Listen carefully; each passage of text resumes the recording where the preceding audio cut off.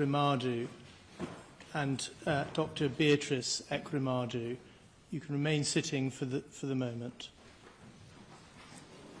You have each been convicted of conspiracy to commit an offence of human trafficking. You brought a young man to London to exploit him. The exploitation was the proposed donation of a kidney for reward. Finally, judgment has been pronounced. Having been found guilty in March, the Ekweremadus will spend the next few years behind bars in UK prisons. Ike Ekweremadu, former Deputy Senate President of Nigeria, having been found guilty in March, was jailed for 9 years and 8 months, while his wife will serve the next 4 years and 6 months behind bars. The doctor middleman, Obinna Oberta, got the longest term.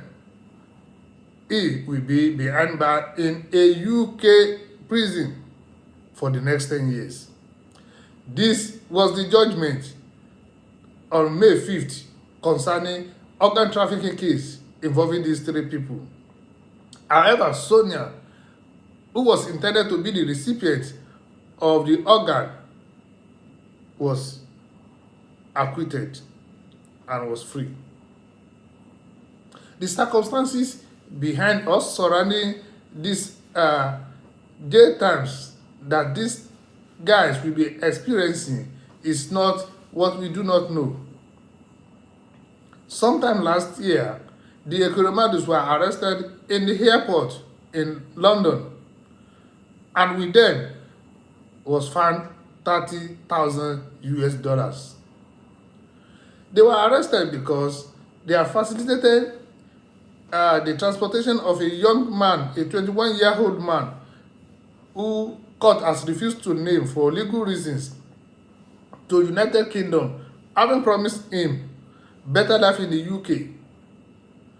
But when he got to the United Kingdom, the boy was lured into a hospital where his organ, specifically kidney, was to be harvested, and such will be transported to help Sonia Ekweremadu, who had been undergoing dialysis and needed a kidney transplant. Having been suspicious, the consultant who was to carry out the extraction of the boy's kidney and who will do the transplant on Sonia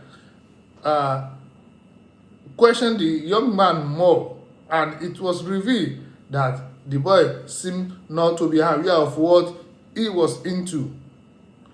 Further investigation, further questioning suggested to the doctors, to the consultant, that the boy was not a willing donor.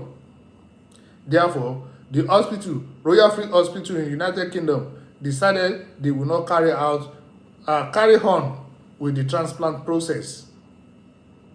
Having seen that, the Ekweremadus handed off the welfare of the boy in the United Kingdom and asked the boy to return to Nigeria. The boy declined. The boy refused and decided to wander the streets so that he will not be deported back to Nigeria. He left the hospital and was wandering the streets.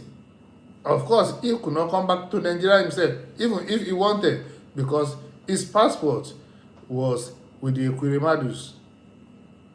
After 2 days on the street, he decided to report the case to the police in UK. That was when the Ekweremadus were arrested. Ever since then, they have been in custody, and the court has refused to grant them bail. But later on, the wife, Beatrice, was granted bail so that she will be able to attend to the medical needs of their daughter Sonia in the hospital. It has been on and off, to and fro, for investigation, for prosecution, and last March, they were all found guilty of organ harvesting with various degrees of participation and facilitation. It was only Sonia that was exempted from it because the court discovered that she did not particularly participate in any way in facilitating the young man from Nigeria to United Kingdom. So, in March, they were all found guilty, but the pronouncement of the judgment was delayed till May 5th. And now the May 5th came. Ike Ekweremadu will spend the next 9 years, 8 months behind bar. His wife, Beatrice Ekweremadu, will spend the next 4 years, 6 months behind bars, while the daughter will spend the next 10 years behind bar. However, because all of them did not have criminal record, they did not have history of crime, the court found it wise to make sure to say that they will spend 2/3 of the terms in custody, and after that, if they continue to be of good behavior, the 1/3 may be to the advantage that it may be on parole. But no matter what it is, no matter how they want to behave, no matter what concession they may get, they will still be behind bar for years. For example, Ike Ekweremadu will be behind bars for at least 6 years, except there's a political resolution, which in this case are doubts.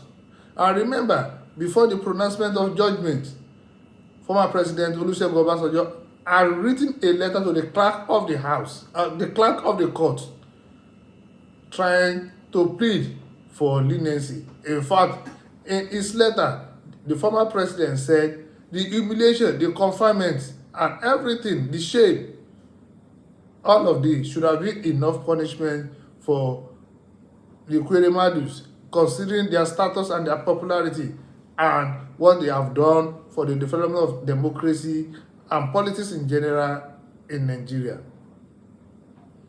Not only that, the Speaker of the House of Representatives and the Senate President, the current one, also tried to appeal for clemency, for lesser judgment. But all those seem to have fallen on deaf ears of UK courts. Incidentally, this is the first case since the Modern Slavery Act in the United Kingdom was enacted. So they are the first culprits, they are the first convicted souls. This is a trying moment for the family. This is very, very bad for the family. Why it is a crime what they did? It is natural for parents to try as much as possible to save the life of their children.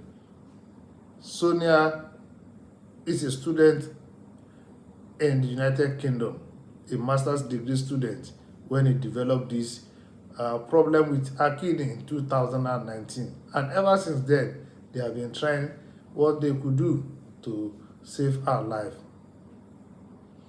Sonia herself said it. There are only 2 options left for her: continuous dialysis or kidney transplant. They opted for the better one, the one that seems to be permanent, the kidney transplant, and it ended the way it ended. In March, when they were found guilty, the court told them they were guilty of the offenses. Sonia burst into tears. It is really, really painful. I will allow you to hear from the horse's mouth how the judge pronounced the judgment for them. After taking account of the aggravating and mitigating factors in your case, I impose a sentence of 9 years and 8 months imprisonment, subject to allowing for the time which you have spent remanded in custody. You will serve 2/3 of the sentence in custody and will be on licence thereafter for the rest of the sentence. You can sit down. Dr. Beatrice Ekweremadu, would you stand up, please? In your case, I adopt a starting point of 6 years custody. I do not consider that the aggravating factors that are present in the case of your co-defendants apply to you. You were not directly involved in the identification of the donor, and the evidence does not show that you were directly involved in the attempts to identify a further donor after the transplant did not go ahead. I take account of all the mitigating features that Mr. Mahindra KC has identified and the content of the thorough and helpful pre-sentence report prepared by Jessica Stephen of the Probation Service. You are a person of good character. You helped set up the ECOA Foundation with your husband, and you have been closely involved with its important charitable work. Much of the character evidence I have read applies also to you. You were also motivated by the desperate plight of your daughter and by maternal love. Further, in your case, I accept that although Sonia is an adult, you have substantial caring responsibilities towards her. Your incarceration will have a significant impact on her, in that she will no longer be able to rely on your presence as a source of care and support. Having regard to those factors, I impose a sentence of 4 years and 6 months imprisonment. You have spent 234 days on an electronically monitored curfew between 9 p.m. and 7 a.m. I specify that the credit period for the purposes of Section 240A of the Criminal Justice Act 2003 is 117 days. So that period shall count towards your sentence. Subject to that, and subject to allowing for the time you have spent remanded in custody, you will serve 1/2 of your sentence in, then be on licence thereafter for the rest of the sentence. You can now each be taken downstairs. That is it. There's nothing more to say. The Ekweremadus and the doctor, Obinna Oberta, will spend years in jail. If there's going to be political resolution of any means, let's wait and see. But now, even if they will appeal, they will still be in jail for now. They have been convicted. It is a sad one for them, but law must take its course. So this is what it is. This is what I have to bring to you. Whatever you feel about the judgment, you can put it in the comment section. If the UK has done the right thing concerning the status of Ekweremadu, and if they have not done the right thing, many people are saying if the Nigerian government, Nigeria as a country, had got enough facilities, hospital facilities, medical facilities in Nigeria, maybe this wouldn't have happened. But this is what happened. You cannot pull back the hand of clock. So, thank you again for standing by. Thank you for seeing this content. Next time when I bring another content, remain blessed as usual. Thank you.